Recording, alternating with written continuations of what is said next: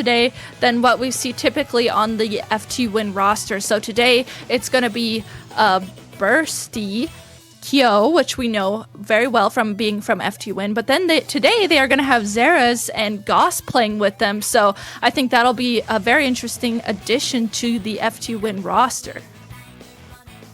It'll definitely be interesting, and it's one of the reasons why we're skeptical of FTWin heading into this tournament, especially as Jackpot, who this roster has been playing together for who even knows how long they've been playing together, right? I mean, it's been something like a year and a half.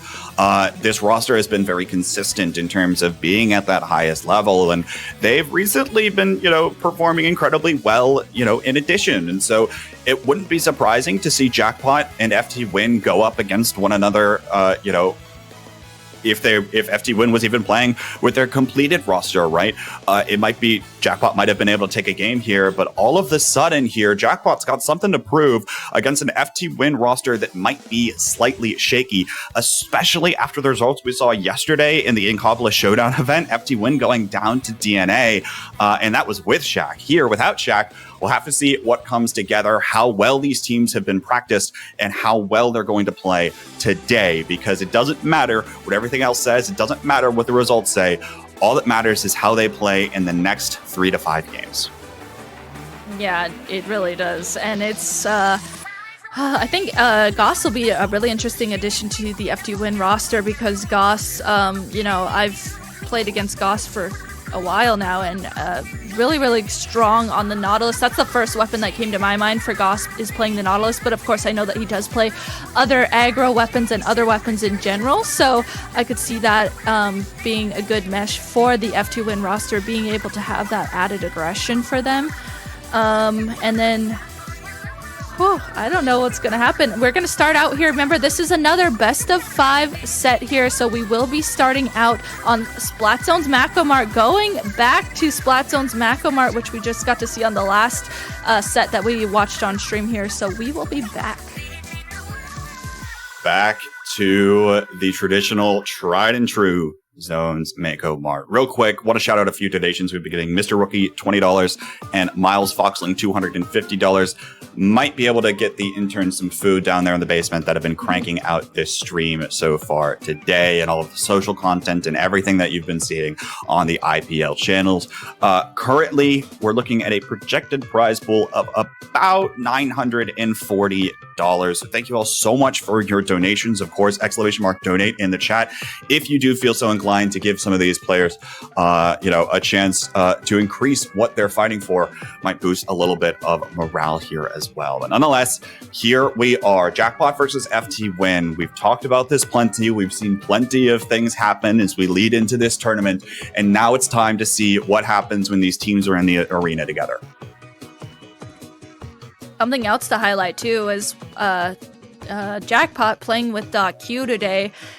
I love watching .Q play on the chargers that she does play, so FTWin is going to really have to watch out for being against a charger and playing against that when it comes to playing against Jackpot for today. So starting out here, we get to see what comps are coming out from both teams. Looks like on the side of Jackpot, .Q actually opting to play the Jet Squelcher this time instead, vanilla Jet Squelcher, but then on the other side, Zeras is actually coming out with the custom Jet Squelchers, so both teams having those Jet Squelchers as their anchor. Jet Squelchers for the traditional charger players. But one of the other things I want to call out, you might be not used to be seeing Leafy on the foil squeezer. She told us in Talk Speed Up that probably wasn't going to see Leafy play Nautilus at all during this tournament. I imagine the foil squeezer would be the weapon of choice. This weapon is so strong. We've seen it been played multiple times throughout the tournament today so far, and we'll just continue to see it appear in plenty of cases as now these teams continue to try to feel each other out. Looks like FTW going to be the first one to pop their armor, looking to try to come on in here just a little bit more, but cannot quite seem to find their footing on top of the zone. Looks like now, with one going down, Legend backing away, they're finally able to move forward on this map as you see Kyo leading the charge on that Tensa shot. Bursty there painting up the sides of the map, and then on the other side of the map, Kyo and Zera is painting up their side of the map as well, trying to get their specials ready for Jackpot's counter push. It looks like specials do come out from Jackpot, and they drop down into the zone, able to get one pick onto FTWin. Kyo here trying to juggle this 1v1 that's happening, but has to turn away and jump back in order to save those missiles. I think that was a really, really good jump back. Is actually in a position to already use those after he's jumped back, and Jackpot having to back up away from the zone here. Well, but meanwhile, FTW's maintained enough presence on top of the zone. They didn't lose the zone until just now. Finally, Jackpot able to neutralize things for the time being. But this Jet Squelcher coming out of Zeros is going to continue disrupting things for the time being. Jared trying to fight Kyo in a 1v1 on top of the FTW side stack. And FTWin is still doing a good job of painting the middle of this map purple, which at the end of the day is exactly what they need to do. Wheel Bomb comes out on top of the zone here and tries to find a little bit more. Now these bubbles coming forward from Leafy, able to catch one member off guard here. But FTW is continuing to try to adjust one by one. These members of Jackpot are trying to step forward, trying to make plays happen, but they're getting caught out by two of the members of FTWin, and so they're not able to find as firm of a holding as they might like. Now Kyo's turn to step on forward, able to find a double here in trade for his own life, and it looks like it's going to allow FTWin to continue ticking down this timer. What a great double and trade out there from Kyo. That allowed their teammates to be able to push up around them, paint the map, try and get their specials ready. You can see that Bursty already has that armor at the ready for a counter push, and with no penalty points right now, not FTWin is sitting really good as they have all gotten in positions to guard the zone. Specials coming out from Jackpot as they push in now to attempt to cap the zone, but with counter specials coming out from FTWin, this zone is juggling back and forth. FTWin still doing a fantastic job of keeping their fundamentals accurate. They are focusing on this zone at nearly all times, because not only is it an avenue to get to your opponent's area of the map, it's also the objective here, and it looks like they're going to be able to do it now with a complete wipe on the opposing team. FTWin starting to silence doubts in this game one.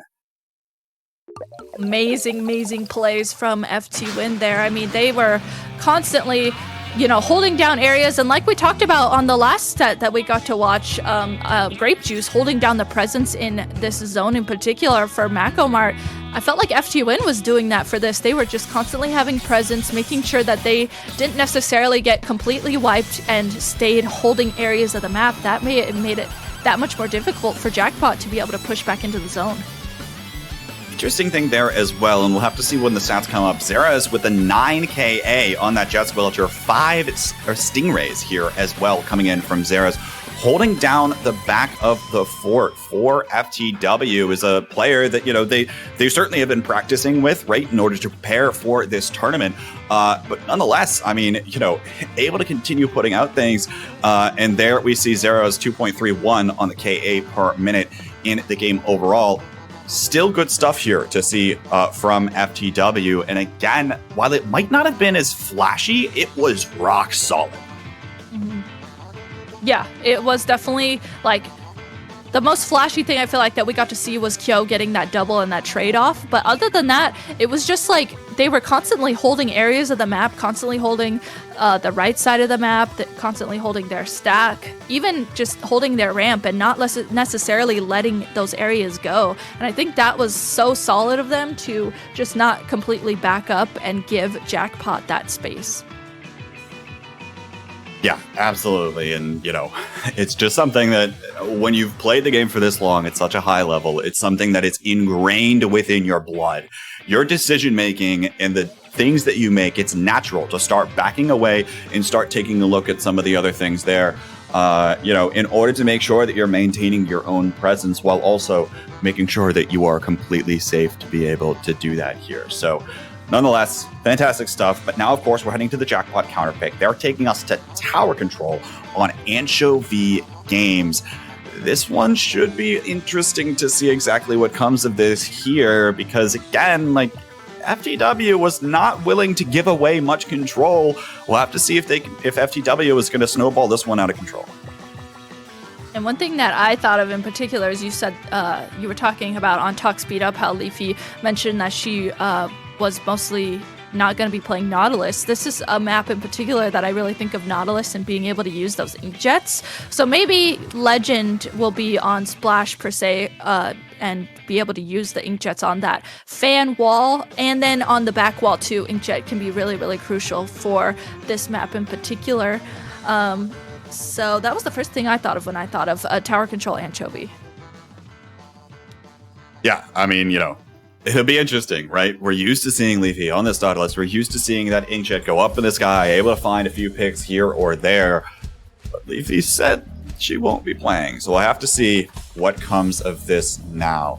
And again, you know, I can't imagine that FTWin is going to want to change up the composition, right? Things felt pretty solid there. Maybe the only change you're going to see is Zera switches over to this custom jet as opposed to the, or switches over to the vanilla, excuse me, as opposed to the custom, opting for these missiles. But there it is. Leafy lied to us, folks. There's the Nautilus here coming out, the comfort pick on this map. Should be interesting to see how that plays in. Yeah, when I think of Leafy and a map in particular for this one, I mean, I could see Leafy just dominating with Inkjet here, and of course with the Nautilus's main weapon. So as we start out here, both teams do have two specials at the ready. It looks like neither of them are using them yet. They're kind of just waiting to poke at each other and see who can kind of make their presence known first. Missiles coming out from not FTWin. Finally, specials coming out from both teams. It looks like they were waiting for that Stingray to come out, and that way they could utilize their armors and missiles at the ready. So both teams here fighting in mid. Finally, Leafy does go down. This might be an opportunity for FTWin to get a push going. Go playing incredibly patiently, which is something that you have to do as a K-shot on this map, right? You can't move forward, you can't make a lot of work happen here. And with that K-shot, it's going to be that much more difficult to find picks onto your opponent's flat area. Now, we'll see what comes of this here. Zeras looks to find an angle on this tower, trying to clear out some of these members of Jackpot, and it is going to get Leafy out of position here, forced to jump on back. Although meanwhile, FTW clearing past this first checkpoint. You see Bursty able to pop on down there off of the tower, trying to continue to stay alive. Meanwhile, Goss putting up a presence here on this fan area, now looking to try to make the collapse around the tower as three members are caught between the tower and where Goss is positioned right now. But it looks like the rest of FTW just cannot quite seem to let that, to make that really come to fruition here. So while it was a good idea, it's not going to translate into a further push today. Missiles and armor coming out from Jackpot as they want to start pushing into mid, start pushing into this left area where all these FTWin members are gathered. With one member going down, though, onto Jackpot, looks like they weren't able to really utilize pushing into mid necessarily as well as they wanted to. Leafy, though, using that Inkjet like I talked about, able to get a pick onto Bursty, but followed up by Goss here on the K52. Goss has been such a nuisance on this fan area. Legend and .Q have really been trying to challenge Goss to get out of this area, but he is just holding down this fan. Yeah, continuing to hold things down, and that's one of the things. This Kensa 52 has so much staying power between the fact that it paints quite sufficiently for itself, it's able to throw out that splash wall, and potentially you have that Booyah Bomb to go up in the air, provide a little bit more invincibility, provide some time for your teammates to come around and try to support you. There is so much staying potential on that Kensa 52, and that's the reason why we see it get picked so often. But nonetheless, here it looks like FTW might have found another pushing opportunity with this NZAP going down. It's going to be Jackpot that doesn't quite have the armor at the ready, and right now they're not really that close to having their specials online. Leafy closest here on this Inkjet. Well, meanwhile, FTW is continuing to try to push this, continuing to try to keep the pressure up, and now they're unleashing their specials. Tenna Missiles and Stingray come out here to try to disrupt these members. Kyo is going to come up with two there right around the tower, right in front of things, and Jared the last one up to try to defend this, but it's just going to be fruitless when you're looking at four incredibly talented players that we're seeing on the FTW roster. They've cleared past the second checkpoint. They're looking to try to continue to carry on forward here. Jared looking to try to come up with a play on the backside, but he is going to get taken down in the process because plenty of members of FTW are still back there. It's another 2-down situation for Jackpot here as FTW is trying to continue strolling on forward. They hop off the tower momentarily, but with Gauls repositioning here, they're going to be looking to try to make this happen here. But here it comes. Leafy on the Inkjet, trying to pick off one of these members here, trying to find at least somebody, but now distracted over here towards Goss. Looks like it bought enough time for Jackpot to take control of this area and dissuade FTW from really making a push. But nonetheless, things were looking very scary there if you were Jackpot. Yeah, getting the points all the way down to 24 FTWin. And now with Jackpot able to finally get Goss out of their office, they are able to just finally have some space to breathe, able to paint up mid, able to start pushing the tower and actually putting points on the board here as they are to this first checkpoint. They do have to be careful though with that Stingray at the ready from Zeras and armor coming out from FTWin. Missiles also coming out from FTWin. This special combination can be very deadly, and it looks like it is deadly as it's just .Q up, .Q going down as well, and Goss instantly pushing into mid, starting to paint mid and get in a position to take space. And Kyo actually going around this right flank area. Not sure what he wants to do here, but definitely a sneaky move from Kyo on the K-shot over here. Kyo is definitely about to pull up something tricky if Jackpot isn't careful in that position to try to make a collapse when things happen. But it looks like it might not even need that right now, as Leafy's going to go down here on the get-go. Goss jumping onto .Q here as well, opening up this window of opportunity, and so Kyo was trying to make that play happen, does go down in the process, but allows Goss to try to step on board here, find a few picks of their own. Never mind. 3-down situation for FTW. They tried to be hyper-aggressive, they tried to be preemptive, and no! Jackpot was about to hop on the tower, they didn't get the chance to do that, they didn't force overtime. That had to have been milliseconds before overtime spawned, they just cannot do it fast enough, and FTW is going to take game 2. Oh my gosh, it was just Xera's up there, and unfortunately Jackpot not able to hop onto the tower there in the last milliseconds of that match. Oh, that was tragic for Jackpot there. It was so close too. They finally cleared out FTWin. Man, so now with FTWin winning that second game, it's going to be Jackpot's turn to counterpick once again. So that will be the next map and mode that we see up next is going to be Jackpot's counterpick.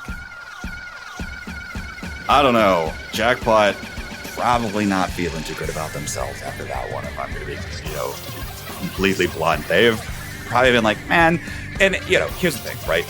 They would have had to push down to the third checkpoint. Is it likely that they would have gotten down to that third checkpoint? Well, maybe, probably not. It's hard to tell, but nonetheless, it's something that we'll have to see how Jackpot's going to be able to adjust and adapt to this next match moving on forward, as we see some of the stats here coming in relatively even on some of the specials. Of course, less of a presence from Leafy and Legend, especially on the specials, particularly Leafy, right? You're picking that Nautilus probably because it's a comfort pick, and also because that Inkjet's going to be incredibly valuable, but just could not quite seem to find much with it in order to get these pushes rolling, and it just wasn't quite enough to take care of business. Something I think that's really interesting is actually, I don't know why I thought of this, but thinking about these two teams on tower control in particular, so not FTWin, with both teams having an NZAP and both teams having a Jet Squelcher, FTWin had Bursty riding the tower on the NZAP, and then that allowed Xera's to be in a position to be able to constantly use Stingrays. But then on the other side, it seemed like for Jackpot, they were having .Q ride the tower instead of their NZAP. So I don't know if that factored into anything for it, but it was definitely something that stood out to me. And maybe, with .Q playing the vanilla Jet Squelcher, they don't necessarily need to be off the tower like a Stingray weapon would. They can just sit on the tower and use those missiles. Yeah, that's one of the things is that, Jet Squelchers really like to get, while they are able to be mobile and while they do have the ability to do so, they do like to get set up. They like to lock down certain areas. And, if you're playing that custom Jet Squelcher, being very safe with that Stingray is going to be certainly beneficial. But, it's an opportunity that can work to try to have that Jet Squelcher ride the tower. We've seen it out of a handful of teams, of course, but unfortunately just weren't able to fully get that, momentum going here for Jackpot. And I think it wasn't just the Jet Squelcher being on the tower, right? They just couldn't quite find all of the pieces of the puzzle in order to make that push. I mean, we were talking about it. FTW didn't really get wiped until the very end of that game, right before, with like 5 seconds to go or something of that nature. But nonetheless, Jackpot is looking to come on back in this set to continue to carry it forward. And they are taking us for their final counterpick to Splat Zone's Piranha Pit. I imagine we're going to be seeing Leafy back on the Squeezer and not the Nautilus, given that's probably what she's practiced more heading into this event. But of course, we'll just have to wait and see what comes of this. We'll have to also see if Kyo goes over to the Rapid or something crazy happens. Probably not. But of course, time will tell. Time will tell as we are starting into game 3 here. This is match point for FTWin. So if FTWin wins this, they will be moving on through the winner side of the bracket. And looking at the comps here, actually .Q coming out with the Firefin Splatter Scope. I think that's a big switch up that we get to see. And actually Leafy, instead of playing Squeezer or Nautilus, is going to play K-Shot. And then on the other side of FTWin, we see the same comp that we have previously seen from them. That Stingray. If Zeres has .Q's number, it is going to be real difficult for .Q to do much of anything. You see already has to jump back here and have that charger presence not on the map, which is exactly what you would have hoped for picking this weapon. But now starting to get set up here. Looks like Jackpot was able to take back control of both of these zones, and they're looking to try to continue to carry on forward. They just don't have a ton of a presence here, but it looks like FTW is starting to try to mount this counter push. They've got two specials up and one of the members jumping back. We'll see as they start to sweep through the map how this comes forward, as now we're already seeing Leafy go down to Terraz's Stingray here. That Stingray is just going to be pumping out constant pressure across this entire map. Yeah, Zera is able to just stay in a safe position to be able to use that Stingray as it acts as such a nuisance. But with the points right now in the favor of Jackpot and no penalty points for them, they are continuing to count down their points. Unfortunately, Bursty does go down on the side of FTWin. FTWin here going to have to wait for Bursty to come back as they do have three specials at the ready. Zera's going down as well. Kyo here tries to use those missiles to get any utility off of them and drops down on the right side of the map. I love that Goss threw that Booyah Bomb right where Kyo was to help Kyo be able to push in and get these picks that we get to see Kyo getting. There we go. Kyo finally going on the front lines, able to find one here, and it's going to contribute to the 3-down situation and the advantage that they now have. Now the question is going to be, how long can FTW really hold on to these things? The answer might be shorter than you think, because now all of a sudden Jackpot's already in position to start putting a little bit of paint on this zone, slow down this timer just a little bit more, and with 3 specials up at the ready, they're probably going to wait on Legend to respawn to try to come on back in before they start moving forward. But here it comes, Ink Armor coming out, Jared trying to find a little bit more, and .Q up on this perch, throwing out these suction bombs, trying to slow things down. The Booyah Bomb to try to counter this bomb launcher, but all the meanwhile, Jackpot's still trying to hold on true. They're holding on to their lives for right now, and FTW is just not playing super aggressively into Jackpot. We're seeing things stall out and play much slower at the halfway point in this game. Much slower. Looks like FTWin was maybe waiting for those missiles and Stingray to come out. That way they could maybe start pushing in. I love that Goss is just with this K-52 guarding this right area, and that played out so well for them as they was able to get that pick onto Legend. Goss here pushing up, able to get this pick onto Leafy as well, so it's just .Q up on the side of Jackpot, and the lead is just in grasp for FTWin as the lead goes ahead and switches over. FTWin is counting down points right now. Counting on points. There's nobody around zone right now for Jackpot. We've got to get right back into things. Leafy trying to get this one going on Goss, and is going to go down in the process. These specials are going to try to come out on top of the zone. The Booyah Bomb to clear out the bomb launchers here, directly countering what Jackpot's composition has. And without the ability to capture both of these zones, Jackpot only stalls out the length of time of the game, and FTWin is going to take the sweep heading in to winners semis. FTWin was really on it today. They came with their A game for this day of SuperJump, second day of SuperJump. I mean, they were on it. They were constantly making sure that they were playing around each other, had specials ready, and on their A game. And they were able to just on that match that we got to see, able to suddenly turn a switch on and hold the zone and make sure that they played together to completely KO that. Absolutely, they did, and may doubters be silenced, including myself. To FTWin, they have shown they are showing up today. They are going to make things competitive and interesting for fans of this squad, especially with potentially the last time or one of the last times we see this name in a Splatoon tournament. So hats off to them for showing up, and it'll be interesting to watch them carry on forward, folks. We are going to be seeing FTWin go up against Kings on the German broadcast. So if you're interested to watch that set, that'll be happening over there. And right here, we're going to have hopefully what's going to be quite a bit of a banger. It'll be 4 tickets to victory, an incredibly strong Japanese pickup roster going up against arguably the best team in North America right now in the current roster of Starburst.